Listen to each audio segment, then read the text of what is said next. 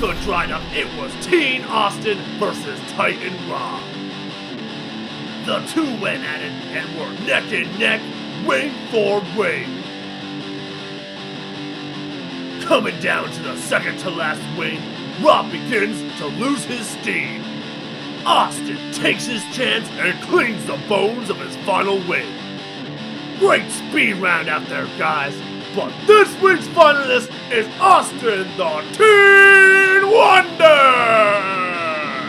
This chicken wing mayhem is happening every week, so come check out the Dry Dock's first pound down chicken wing eating contest every Thursday at 7 p.m. There's gonna be $2 Coors Light specials and free swag.